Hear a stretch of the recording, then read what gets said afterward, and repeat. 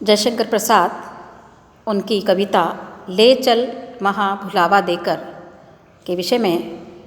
आज हम अध्ययन करेंगे। उसकी मूल संवेदना को समझने का हम बच्चों प्रयास करेंगे व्याख्या के माध्यम से। देखिए, प्रसाद जी छायावाद के प्रमुख और प्रसिद्ध कवि रहे हैं। वे भावुक और कल्पनाशील कवि रहे हैं। उन्होंने प्रकृति के विविध उपमानों के माध्यम से जीवन को व्याख्यायित करने का प्रयास किया है। उनकी विभिन्न जो कविताएं हमने पढ़ी हैं उनमें हम ये देखते हैं। इससे पूर्व में आपने आंसू कविता के विषय में अध्ययन किया, उसकी मूल संवेदना को, उसकी जो भावभूमि थी उसको समझा आपने। आज हम इस कविता के मूल जो कथ्य है, उसकी मूल संवेदना है, उसको यहाँ पर उसके अध्ययन के माध्यम से समझेंगे, जानकारी प्राप्त करेंगे। देखिए, ले चल वहाँ भुलावा देकर मेरे नाविक धीरे धीरे। यहाँ पर कवि जो आह्वान करता है किसी और दुनिया में जाने का, तो वहाँ कवि उस कल्पना लोक में एक उसने संसार निर्मित किया है जहाँ पर ना कोई कष्ट हो, ना कोई पीड़ा हो, जहाँ चारों तरफ एक आत्मिक शांति की अनुभूति उसे महसूस हो। ऐसी जगह कवि मन जो है लौट जाना चाहता है। यहाँ पर कवि का अपना कल्पना संसार है जिसमें वह डूब जाना चाहता है, खो जाना चाहता है। आगे देखिए कि जिस निर्जन सागर में लहरी, अंबर के कानों में गहरी, निश्चल प्रेम कथा कहती हो, तज कोलाहल अवनी रे। अवनी अर्थात पृथ्वी। इस पृथ्वी के कोलाहल भरे या शोर भरी दुनिया से वो हो उस शांति की दुनिया में चले जाना चाहता है, जहाँ पर उसे एक आत्मिक सुख, एक मानसिक शांति वह चाहता है। उसका मन इतना व्याकुल और व्यथित है इस सांसारिक जो है भाग दौड़ से, संसार के इस कोलाहल भरी दुनिया से वो एक शांत और दुनिया में एक कल्पना जो उसने की है वहाँ पर वो लौट जाना चाहता है, जिससे उसे असीम सुख की प्राप्ति हो, आनंद की प्राप्ति हो। और उस दुनिया में वो चला जाना चाहता है जहाँ निश्चल और सरल सरस प्रेम की जो है धारा सबके हृदय में प्रवाहित होती रहे या हो रही हो, ऐसी जगह वह जाना चाहता है। कवि यहाँ आह्वान करता है, जहाँ सांझ सी जीवन छाया, ढीले अपनी कोमल काया। जीवन की सांध्य वेला में सबके अंग शिथिल हो जाते हैं। उसी प्रकार से जब संध्या आती है, संध्या काल जब होता है और उसके पश्चात जब रात्रि होती है, उस नील नयन से ढुलकाती हो ताराओं की पांति घनी रे। तो ऐसे जगह, ऐसे वातावरण में जहाँ लौट जाना चाहता है, इस पृथ्वी को छोड़ करके उस एक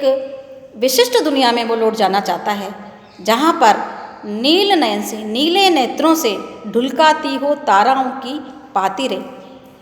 संध्या जहाँ पर आकर के,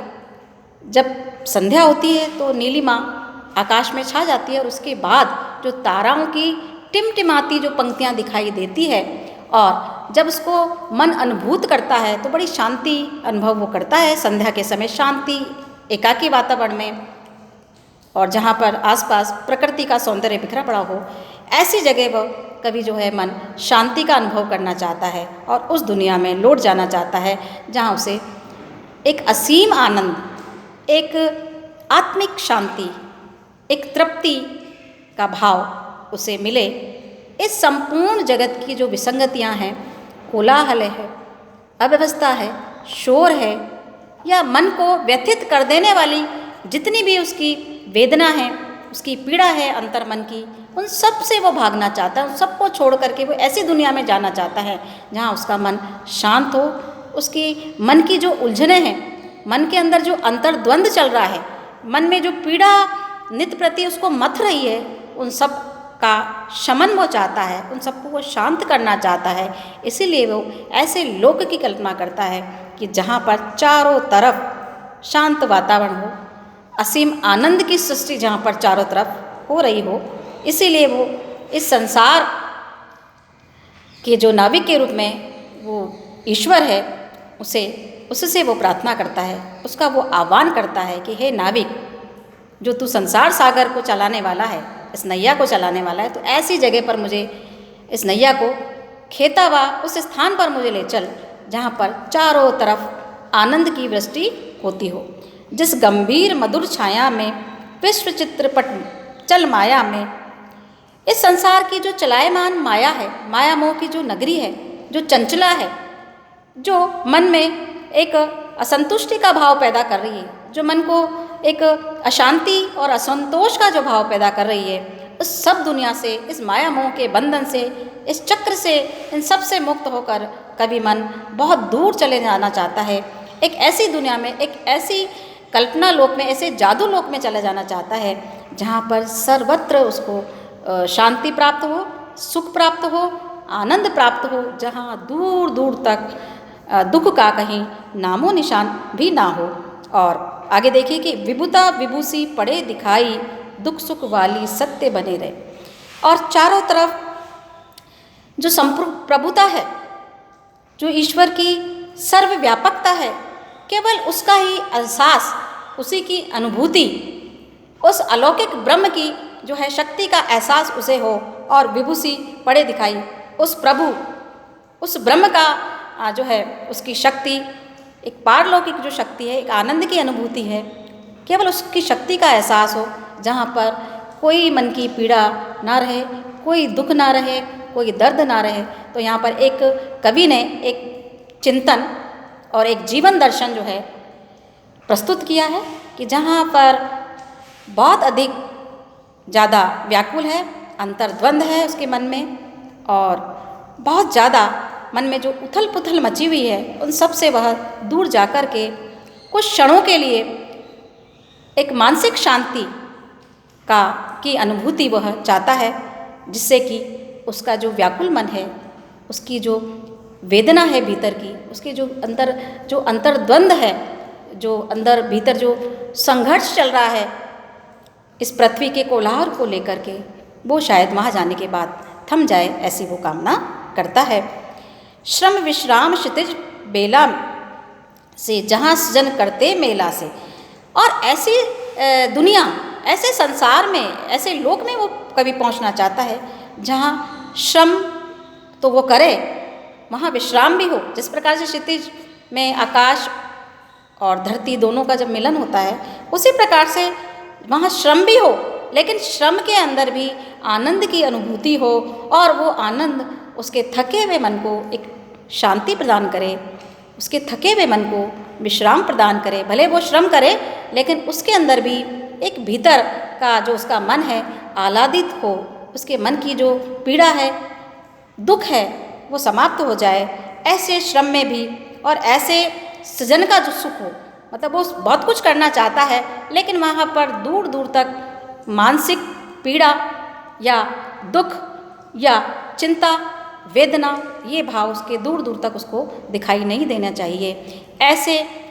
लोक की वो कल्पना करता है, और ऐसे लोक की कवि यहाँ पर इस कविता के माध्यम से कामना करता है कि जहाँ पर सब कुछ दुख भुला करके, सारी पीड़ाओं को, सारी चिंताओं को विस्मृत करके वो उस अलौकिक लोक में पहुंचना चाहता है, जहाँ चारों तरफ शांति का वातावरण हो, जहाँ चारों तरफ निश्चलता हो, जहाँ चारों तरफ मादकता हो, प्राकृतिक जो है वैभव बिखरा पड़ा हो। ऐसी जगह वो लौट जाना चाहता है, प्रकृति की गोद में विचरण करना चाहता है, प्रकृति के वैभव का वो आनंद लेना चाहता है, जिससे कुछ क्षणों के लिए, कुछ पलों के लिए इस पृथ्वी पर जो कोलाहल है, इस पृथ्वी का जो चिंता है, इस पृथ्वी पर रहने से जो उसकी पीड़ा या कष्ट या वेदना जो बढ़ रही है, उसमें कहीं विराम लग जाए, ऐसी वो कामना करता है। इसीलिए ये सब कुछ छोड़ करके वो उस कल्पना के संसार में लौट जाना चाहता है। अमर जागरण उषा नयन से बिखराती हो ज्योति गनेरी। और ऐसे नाविक से ये आह्वान करता है कि तू मुझे इस नाव को ऐसी जगह पर जा कर के लगा दे जहाँ पर का वातावरण जो है, जैसे प्रातःकाल में एक चारों तरफ का जो वातावरण हो वहाँ पर मोहक हो, जहाँ पर शांति का एहसास हो, जहाँ पर चारों तरफ जगमग ज्योति बिखरी पड़ी रहे, और ऐसी जगह को वो ढूंढना चाहता है, ऐसी जगह पर वो पहुंचना चाहता है, ऐसी जगह उसका मन विश्राम करना चाहता है जहाँ प्रातःकाल होते ही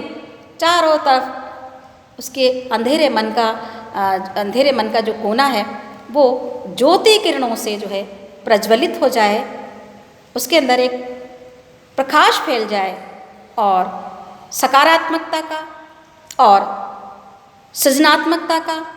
और भले वो श्रम करे, भले वो मेहनत करे, लेकिन वहाँ पर आनंद ही आनंद